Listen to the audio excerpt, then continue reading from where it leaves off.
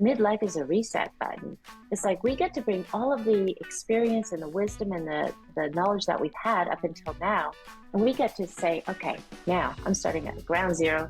Here I go. What do I want the next best phase of my life to look like? And take all these things because, again, you can either be comfortable, and lots of times we stay comfortable, not because it's comfortable, it's the only thing we know, right? But where's I don't know, there's not an aliveness for me in that. So you can either sort of exist or you can just kind of thrive. So it's really, what do you want? Hello, you are listening to the Late Bloomer Living podcast, where we are reimagining and redefining what it means to be in midlife, where we are gathering energy, momentum, and excitement for our next chapter via candid conversations with other midlifers about their own pivots, pitfalls, and triumphs. I'm Yvonne Marchese, your host, and I'm so happy you're here. Are you feeling stuck in the muck of life? Well, you are not alone, my friend. I've certainly been there. In fact, for most of my 40s, I felt like that all the time. It was miserable. I felt stuck in a job I hated, and I felt like a failure, even though I had 2 sweet, healthy kids and a loving husband. I just couldn't get out of my own way. My guest today has been there too.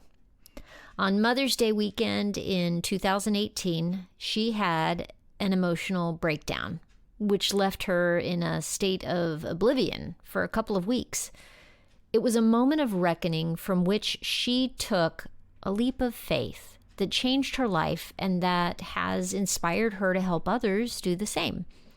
Her name is Rae Ann Louise, and she is the founder of Live Your True You. She's a certified coach who specializes in helping women who feel lost after a life-changing event. She helps them to navigate a new direction so that they can live a more fulfilling and purposeful life. Before we get started, I just want to thank you for tuning in, and I want to thank all of you who have taken the time to leave reviews. I know your time is precious, and I'm just so thankful to have you on this journey with me. Okay, without further ado, here's Rae Ann Louise. Let's go. Hey, Rae Ann, thank you so much for being with me today. Thank you, Yvonne, for having me. It's a pleasure. I just am excited. I'm going to get right into it with you.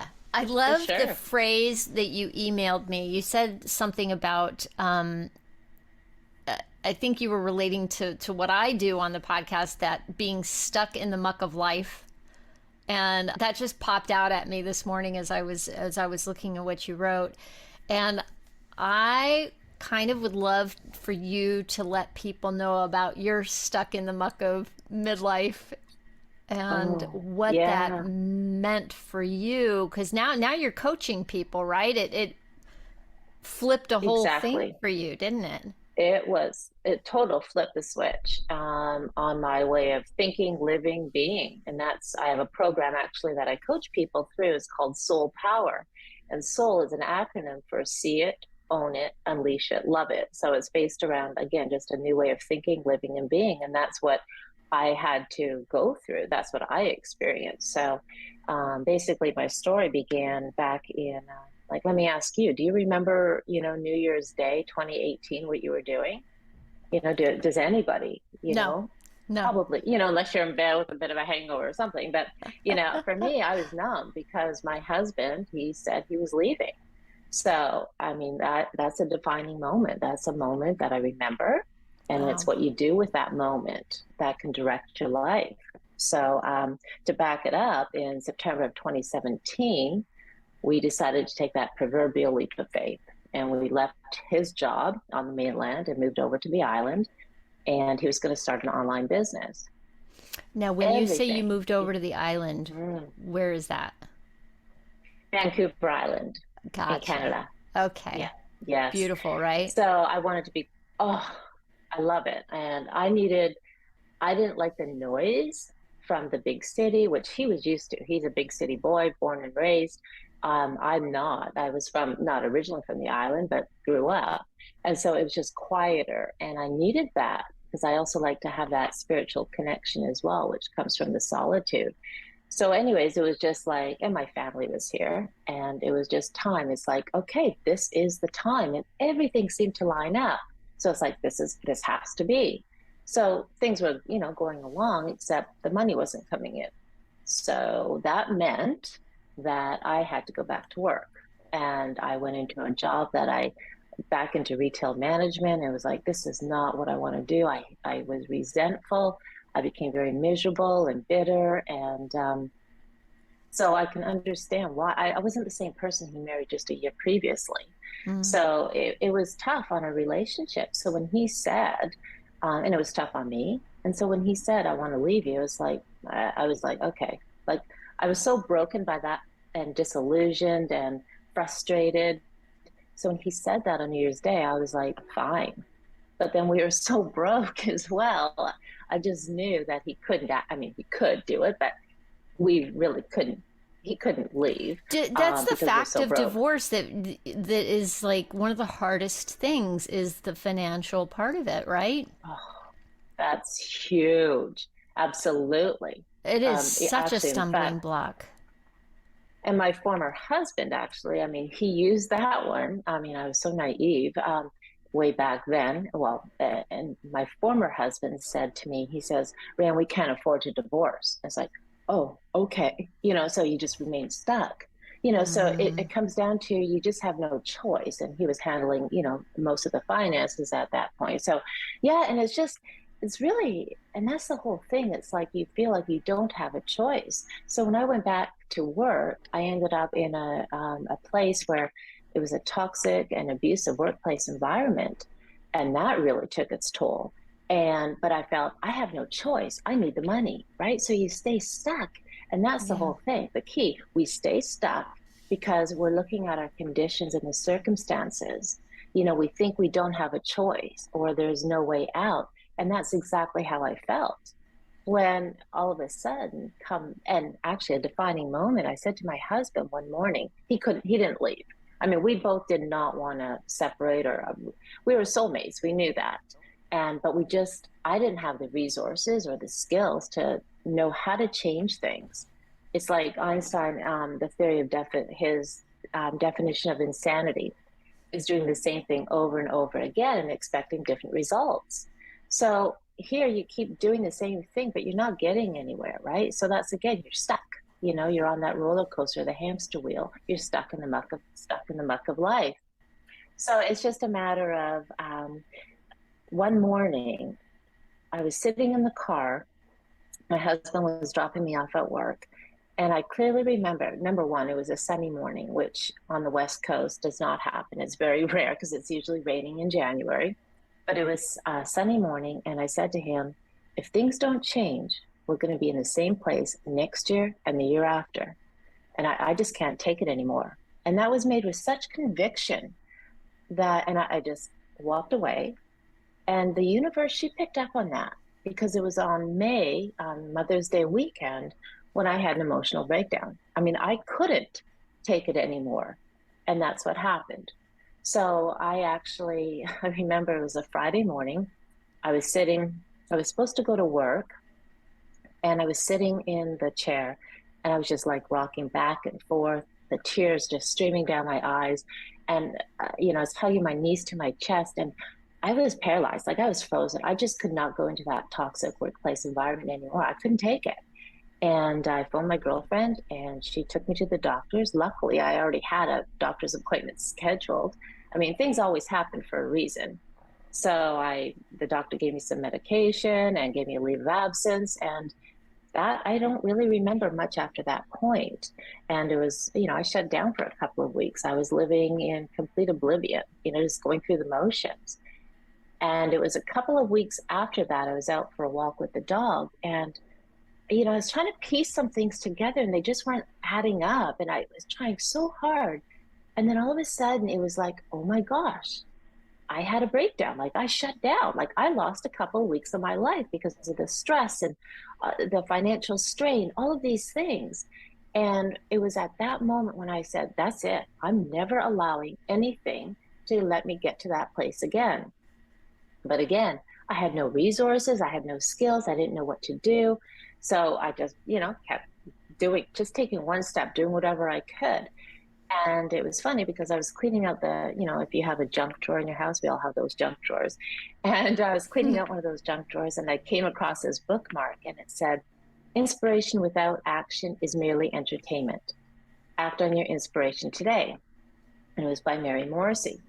Now, Yvonne, the funny thing about this bookmark is that my husband had actually got it in a welcome package 4 years prior when he was at a Brendan Burchard event. And I mean, I looked at this numerous times and because it would just kind of pop up, but I never paid attention to it. I didn't even actually read it. It was just like, oh yeah, that's nice, put it back. But on that day, I actually picked it up, looked at it for the first time, and I took action. I looked at, okay, who is this Mary Morrissey? So once I looked at what she was all about, it was like, I need this. Like, I just knew, when you just know without a doubt, this is what I need to do. I was led here. This is what I have to do. And that's what I did. So I enrolled in her program and I thought, this is my calling. Like, this is what I knew. I always wanted to help women and help people. I knew that. I just didn't know how. And I ended up actually enrolling. So afterwards, or applying to become a coach. It was just something that totally, again, it's that intuition, it's that knowing. I can't sometimes explain why, but you just feel something, and that's when you just got to do it. And so I did. And I think it's just something that I knew I always wanted to do. And then the coaching part, I just always wanted, because of my background and settling, being told, I call it living someone else's dream becomes your nightmare. When you're always doing according to the expectations of others, doing, being a people pleaser, you're not honoring your truth. You're stifling yourself. And so I think that was a big thing, is I knew I wanted to do this and help people so they wouldn't go through what I went through, and maybe, So what did you help do? prevent them. So you found her program, and that was the Yes. coaching program that you went through. And so you had financial stress, right? Oh, yes. And I'm putting myself in your shoes right now thinking, okay, there's things that I kind of think about going and doing as far as like learning how to do something. And I'm like, I don't know if I can invest in that right now. What helped you to get over that hump? Because I'm imagining that as a coaching program, there was probably a fee involved. And am I right am I on target with that? Oh, Yvonne, like that, like thousands, because I just didn't stop with her program. I invested in continuing. I've done Tony Robbins, I've done Brenda Burchard. It's constant. So I had an emergency credit card and I didn't tell my husband about it because for me, Yvonne, this was a life or death. Seriously. I mean, people think, oh, come on. No, it was for me. When you get to that point, when you've lost, a couple weeks of your life because of the stress and because you're not doing what you're supposed to do, that does put you into a different perspective. It's like, I don't ever want to, it's like if you're told, the doctor tells you, hey, if you don't change what you're doing, your eating habits or get more exercise, you're going to end up being this way. You're either going to use that as a wake-up call and go, oh my gosh, I've been given a second chance. I better do this. And so I looked at this as my second chance. So, and that's why I vowed to myself, I will never get to that place again. So I will do whatever it takes. I will guard myself. I will put up boundaries. I will invest in myself. You can't put a price on your health and your mental health. And I think when you lose something like that, or you have a health scare, you have to take care of yourself, right? Like life is non-refundable. And what I would always say, I mean, yes, we can put a price point, but your freedom is priceless. Your peace of mind, you can't put a price on that. And I would always think to myself, what's it costing me if I went back? What would it cost me? Well, it would cost me my mental health. It'd probably cost me my marriage because I'd be unhappy and miserable. So, and maybe not just your mental health, but maybe your body health, right? It's all tied, right? We keep ourselves in these toxic situations because we don't see our power to get out of them. And then the body starts to, that cortisol builds and builds and the stress just builds and pretty soon you're sick. And, the expression worried sick. Well, there's truth to that. I mean, there really is. And so, yeah, it's a huge investment. But again, it's, I mean, I'm not going to invest in clothing and all, it's where you put your priorities. It's really what you want. And for me to become a better version of myself and also help others. So it's a win-win. And so as I continue my growth, I'm also helping the clients that I serve as well. So that fuels me too. Yeah. So you joined the program, and how long was that? How'd it go? Did you immediately know that you were in the right place? I have so many questions. Were you fearful about, okay, what am I going to do and how am I going to pay this money back? Like, I'm just thinking of all the things that would come up in my mind as stumbling blocks. Yeah, the money is the biggest fear. I mean, the money, I know I have issues around money. So I know that. And having that security and that safety, but it's like, okay, well, again, I didn't know. I really did not know. I just knew I had a credit card and I'm going to do it. And then I had some savings, like in an RSP. So it's like, okay. So, some people may call that foolish, but again, I just called it an investment in me because for so many years, I mean, maybe you can either save and again, there's financial advisors, et cetera, but you can either save up all this money for retirement, but if you don't have the health to enjoy it, what's the point? So I looked at it that way. Also, I think when you're doing what you love to do, honestly, I mean, the money will also come. And that's what I want to know. So when you landed there and you're in the coaching program, did you feel lighter? Like, what happened for you? Oh my gosh. Well, first of all, I went through the program on my own as a student.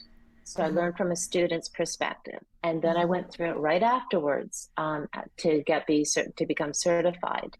I was nervous and I thought, who am I, right? All those, things that we think of, who am I to be here?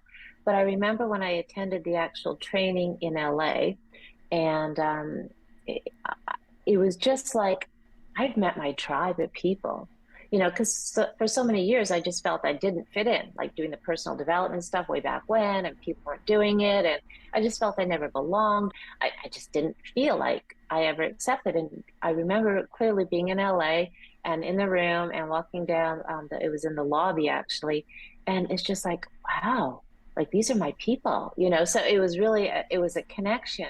And it was like, when you're doing what you love to do, like you light up, there's an energy about you. And I think people see that. And I remember actually Mary Morrissey, I had never met her, but I mean, she was there and it was at our wind up dinner. And she goes, I've been watching you. There's something about you. I was like, oh, okay. And I mean, I still didn't believe anything. So, but I felt different, and this was on the verge. And then I went back to back and I went to Brendan Burchard's event right after this one. And this guy says to me, who was attending, and he says, there's something about you, like, don't ever lose this. And I'm like, what's this, And I think it's, again, when you are totally living your truth, when you are doing what you love, like you glow, there is an energy. People are attracted to that. They want more of that. And people will say, I want what you have. It doesn't mean it's not, and it's not an abundance. It's not wealth. It's not all of this. And my life is far from perfect.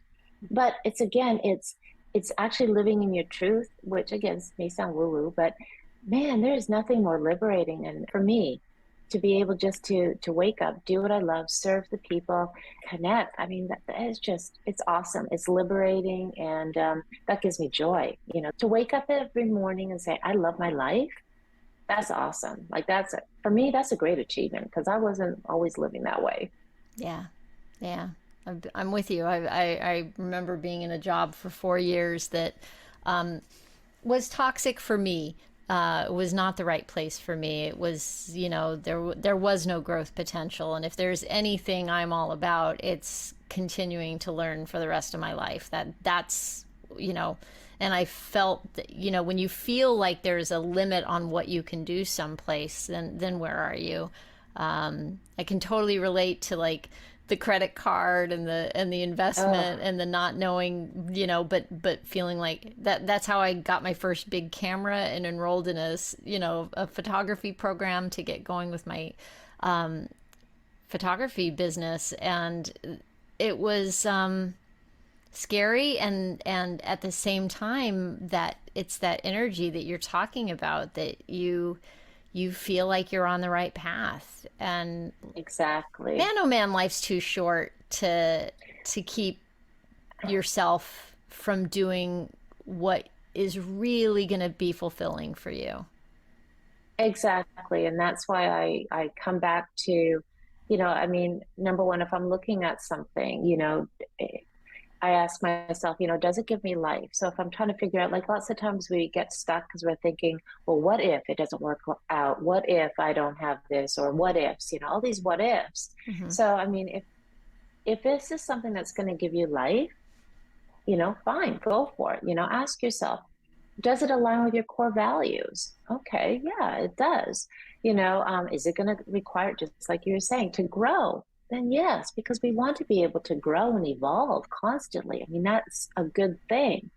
So, I mean, it's just, do you require help? Because if you didn't require help, you'd be doing it already, and will it allow, you to serve others? Is there some good in it for others? So just by asking yourself and checking in now, so it's just not, I'm going to go do this. I'm going to, no, I mean, you get curious, and that's where I'm at. I think on this stage right now is I'm looking at my life and all these things that have been happening, and it's like, huh. So it's quite interesting where these things are taking me. So Yeah. it's a great time actually in my life for new opportunities, and just yeah, it's amazing. Quantum leaps, Yeah. Going back to that New Year's Day Mm, moment where he says he's leaving and he hmm doesn't. You guys hmm have clearly rounded a corner Oh yeah. because you're still together and hmm soulmates, as you said. What hmm happened? How did you manage to go from this is over to we're together? Honestly, it was me. It was me. It was number one, I got out of that toxic, workplace environment. Mm-hmm. And it was working on me. It was doing that program. It was, which, I coach people through the same thing. And that was honestly, that's it. I mean, I completely, I was a thirsty sponge though. I mean, I was ripe and ready. I mean, I had to go full in because of where I was at in my life. So it's kind of like doing the hokey pokey, you put your whole self in, you can't do it half, you either make a commitment, it's like, I'm going all in. So that was basically, it was me that changed. You can't expect other people to change. If you keep waiting for circumstances, I mean, conditions to change, we're going to keep waiting. So the only thing you can do is change yourself. So that's what I did. So it's like my mom said to me, Rae Ann, like your worry wrinkles are gone. Like it was just, it was unbelievable, really, the transformation which happened within like 3 months. And it just keeps going and getting better as you keep studying and applying these principles. It's just not a one and done. This is a daily practice. It's things you have to work on because life throws you curveballs, and it's how you react or respond to them.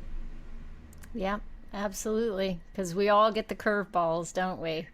Oh, yes, we do. Guaranteed, guaranteed. So you were working in retail management before you started your coaching business, right? If you don't mind me asking, how old were you when the whole transition happened? So, yeah, I was 53 and I'll Fit, be 57. I'll be gotcha. 57. Yeah, Did you face any fears about going into business for yourself at that age? absolutely. I mean, because again, there's no certainties, right? Yeah. And sometimes when I stop and think, oh my gosh, or even just recently, there's things that pop up and you think, oh, maybe I'm not supposed to be doing this. But it's like, no, you dig in and you know your why. So when you attach your why, which is a bigger mission than you, or for me it is, and it's about serving others. It's not about me. And my company's called Live Your True You. It's not about me. It's about you. It's about that person being the best version of themselves. And so, yeah, every day, I mean, you wake up as an entrepreneur, you wake up and you're unemployed until you get that first sale, or, that's what my cousin says. And I also, my background, I worked in a family business for 35 years. So, which was an amazing experience. It wasn't what I wanted to do, but it certainly was beneficial. So I Mm-hmm. also knew what it was like to, have to work, and it was a family business. So I had a lot of training from my dad. So it was great that was. Yeah, that probably was very helpful, I would imagine. Yes. Yes, absolutely. I just feel like so many people probably, I'm 54. I started my photography business really as a side gig while I was in that toxic job. And Mm-hmm. it took me so many years to own the idea of being a business owner. Like I was doing these little side gigs, right? And way Mm-hmm. undercharging. There was no way I could ever be a sustainable business the way I was doing it in the beginning, right? And so Exactly. I realized when I really wanted to leave that job, and there was definitely some mindset stuff that I had to get past to to to embrace myself as being capable of running a business, doing the marketing, doing all the things, right? And then too, like starting the podcast was like next level thing because that for me is a passion project right now, right? But long term, I'm looking at how do I make this something where I make money around the podcast in some way? Like what does that look like? And this is like think what you're talking about the staying curious. That's what I'm trying to Mm-hmm. do. I feel like I've been on this midlife crash course of trying to figure out, well, I what love that. works, and first of all, what do I want? Like because I don't want to just run any business, and I'm very particular about the way I want things to look. I want to make sure that I feel good about what I'm doing, and I want to do it until I die. Whatever's coming down the pike, I want to work for the next 20, 30 years or however long I've got, as long as I'm doing something I love. It's such a what have you learned about yourself on the journey that you're on now as a business As owner, a like as what, as a Right. coach? It's basically, it comes down to, I ask myself, what would I love? No different than exactly what you were just saying. So it ties in perfectly. What would I love? What would I love my life to look like in all these areas, whether it's a relationship, your health, your vocation, or your career, and your time and money freedom?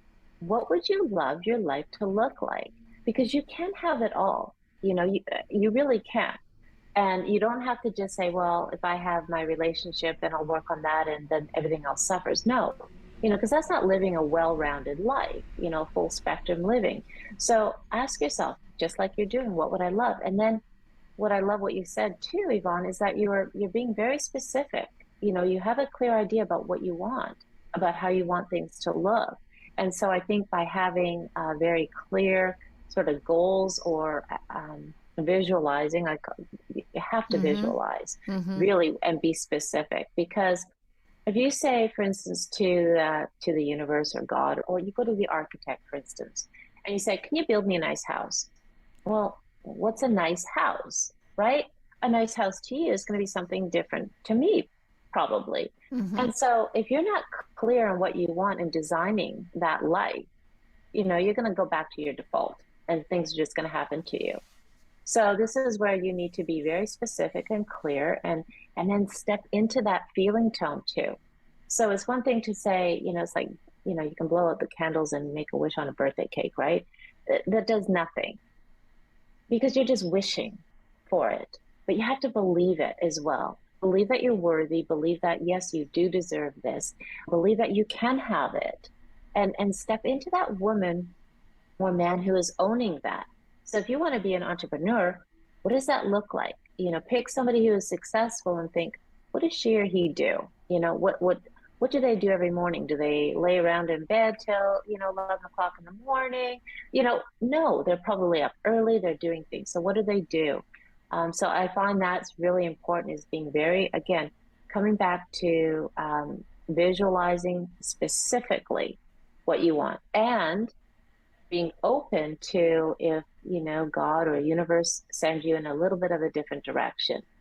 Don't hold on to your vision with a closed clenched fist, because then you won't allow other things to come in. And I did that for a long time. It's like, no, it has to be this way, it has to be this way. Mm. Well, that's constricting too, right? So it's like you have to open up. So I think that's a big thing for me, is just being open up. And that's where I'm at again right now in my life, is wow, this is really cool. These things are happening, So it's not they're happening with me, It's not they're happening to me. They're happening with me, and through me and as me. And we're working through this thing called life. So that's, I think, a big thing, is just keeping an open mind, just to allow things to be, and get curious, not so Yeah. serious. So part of my particular take on all this is, I mean, everything that you're talking about makes such perfect sense to me. I am with you 100%, and it's applicable from any age, right? Absolutely. But with what I'm looking at here at Late Bloomer Living is the idea that it's never too late. And I think there's a particular challenge for people our age. It's always a challenge, because we are always inundated with all this negativity, the toxicity. Like I don't watch the news, because again, I don't need that kind of stimulation. I need something a little bit. I want something more positive, and it's not a Pollyanna kind of thing, right?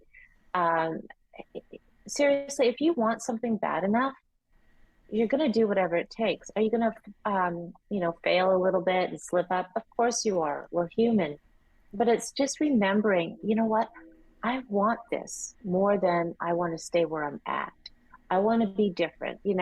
Again, I'm sure that a lot of us have tried to go on a diet, and we slip up and we have a cheat day, and then it turns into a two. And, but again, it's like, no, you know what? I'm going to get back on there. I'm going to keep moving forward, because I do want to. Because again, why do you want to do it? I want to be healthier for my grandkids or my kids. I want to be, just live longer. I want to enjoy life. So I think midlife, I look at it as a reset, actually. So again, I'm all about perspective, and just changing the way we look at things. So midlife is a reset button. It's like we get to bring all of the experience and the wisdom and the knowledge that we've had up until now. And we get to say, okay, now I'm starting at ground zero. Here I go. What do I want the next best phase of my life to look like? And take all these things, because again, you can either be comfortable, and lots of times we stay comfortable, not because it's comfortable, it's the only thing we know, right? But I don't know, there's not an aliveness for me in that. So you can either sort of exist, or you can just kind of thrive. So it's really, what do you want? And that's why I ask, what would I love? It's when we tap into who we are, get to know ourselves, because so often we're even shaped by everybody's opinion since we are little.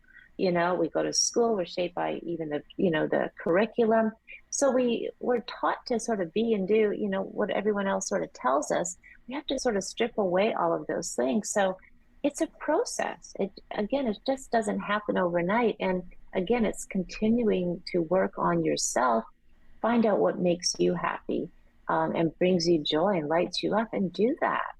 And it is working on those limiting beliefs, and those paradigms, because again, and those aren't something, it's not your fault. It's no one's fault we have them. It's how we were raised.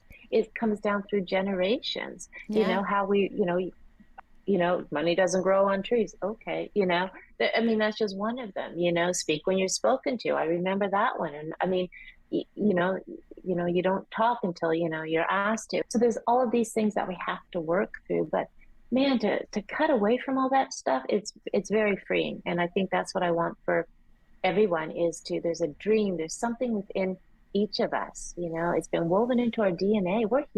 We are here for a purpose. We have to shine our light, right? And when you tap into what gives you life, it's like something that, oh my gosh, I want to do this. It lights you up. It gives you joy, and you can share it with other people. So it's just kind of tapping into that and saying, I can do this. Working with a mentor, a coach, or somebody, a partner, and believing that when you start to think, oh, I can't do this, or it's too hard, you've got someone there that come alongside of you. Again, it's that connection, that community. We Yeah. need that, right? Oh my goodness. I was always a bootstrapper kind of, I'll do it myself kind of girl. And I am realizing now how important it is to surround yourself with people who are there to cheer you on in what you want and not keep you where you've been. And change is scary. So it's so important, I think, if you want change and you want to be the driver of it. I mean, change is inevitable. It either happens to us or we initiate it, right?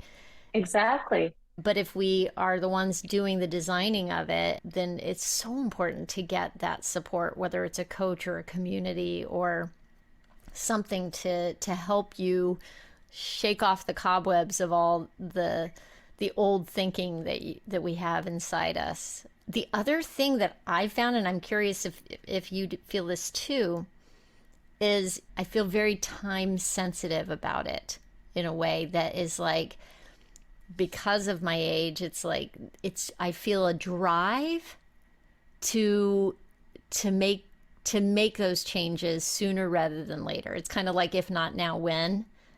Does that play into any of this for you at all? So that's interesting, actually. So yes, absolutely. Uh-huh. And that is a huge force. If not now, when? And that comes down to, again, when I had to make that initial investment. Do I invest in my future? If not now, when? Because if you don't start living now, when? When it's too late, when you've got that diagnosis? No. I mean, you start to make those changes now. So there's also, you can have that drive as long as that drive doesn't sort of, it's not a push energy. So it's forcing things to happen. And that's one thing that I've had Yes. to realize, because even in my business, it's like, I have to make this happen. I have to do this. I have to, and it's that push energy. And I've actually just kind of taken a step back and it's like, okay, no, I recognized that that's what I'm doing, because I gave myself, okay, within a year, I want to do this, this, and this. Well, it's not working out that way. It's like, oh, okay, well, you know what? I'm going to take a step back. And by taking a step back, it's allowed me to relax. And it's like, oh, okay, now things open up. But again, if you're forcing things to happen, It's it's like, funny how that works, right? when we try to force things to happen, it just doesn't work. So it's a matter of recognizing when was that push energy versus a flow energy. And when you're in that Yeah. flow, and that's when everything sort of comes together. That's just a really good lesson I've just learned again, lately for myself. So it's again, it's always learning, right? And Yeah. awareness is key. Definitely. Boy, that was like the perfect transition because I wanted you to go back over your, what's it called, acronym, SOUL. Because So when yeah. you said it, So I was like, yes, yes, yes, yes, SOUL. So right. go over those for me Right. again, real quick. Yeah. Yeah. Soul power. So soul is stands for see it. So really visualizing what you want, Mm-hmm. owning it, becoming that person, living that dream life, even though you're not there yet, but you own that. Unleash it is that power. We all have a power within us. So it's tapping into that. And then loving it is loving your life. That's what you get. You get to wake up every day saying, I love my life, because you're designing the life. It's not defaulting back to conditions. You're in the driver's seat. Hmm. Interesting. So I was thinking when you said see it, my first thought with that was, I always say for me it started with awareness. Like Hmm.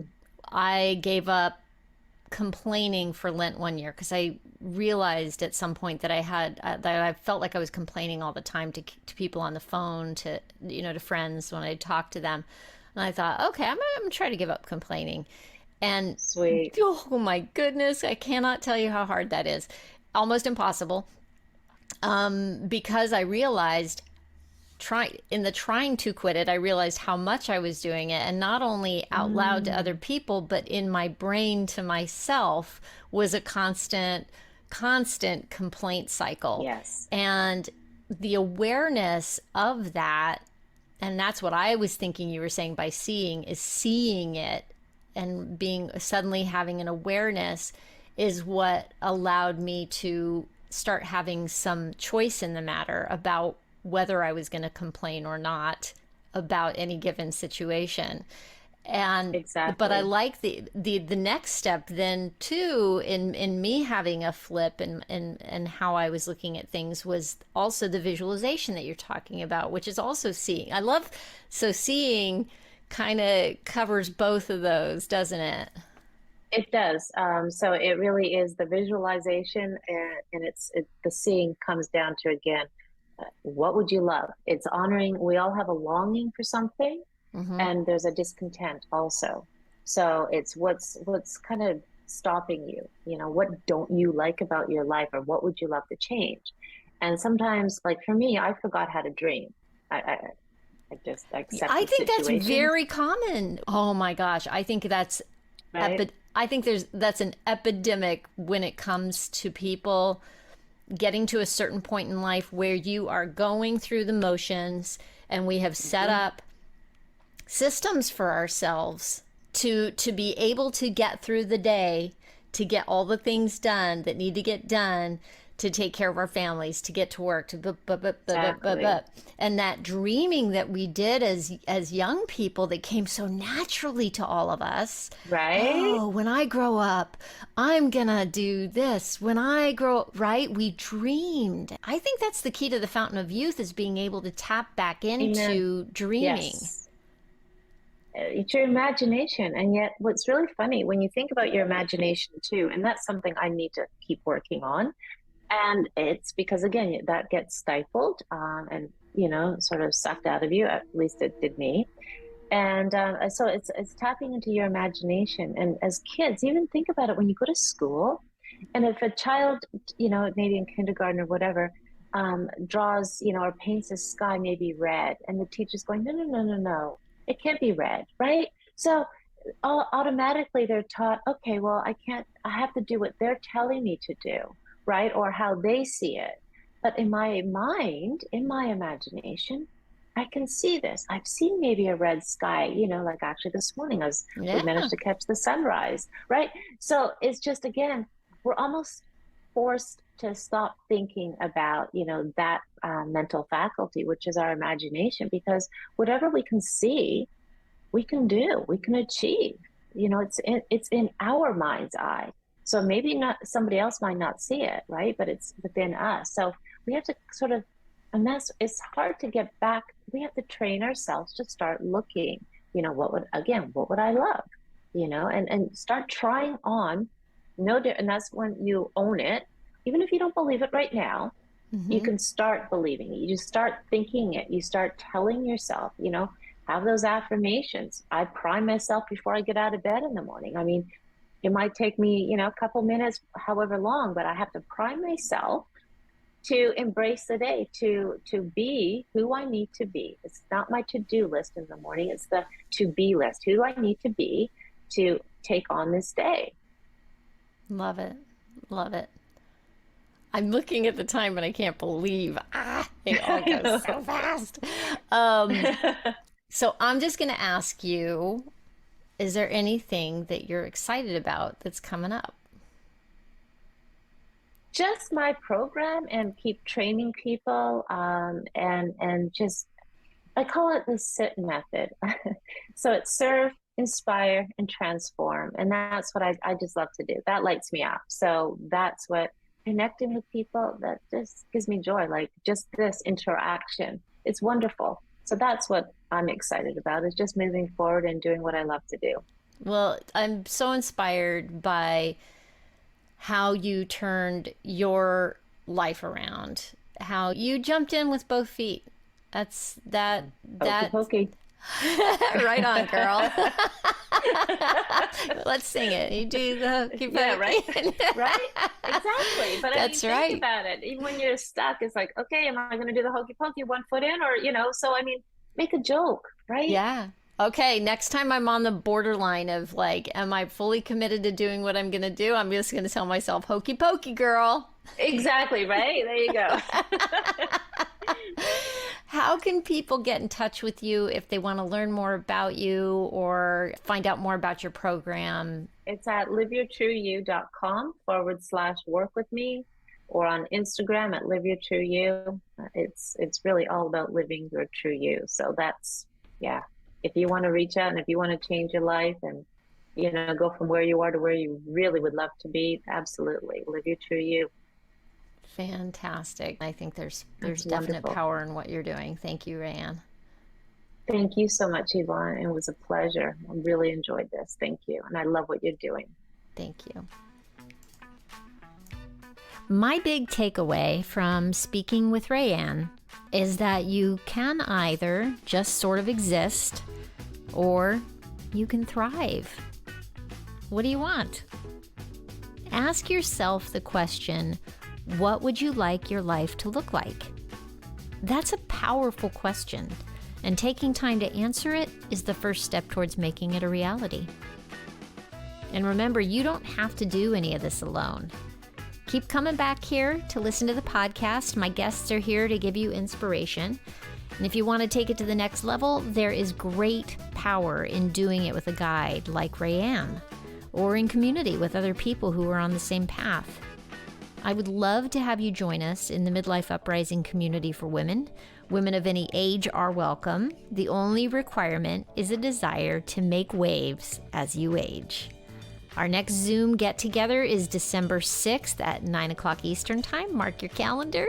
You can find out more information at midlifeuprising.com, and you can email me at latebloomerliving@gmail.com if you have any questions. And if you want to find out more about working with Rae Ann Louise and her Live Your True You program, I will have that information for you in the show notes. You can just go to latebloomerliving.com/podcast and look for episode 118. Thanks again for listening. I hope you have a fantastic week. Stay safe and well. Talk soon.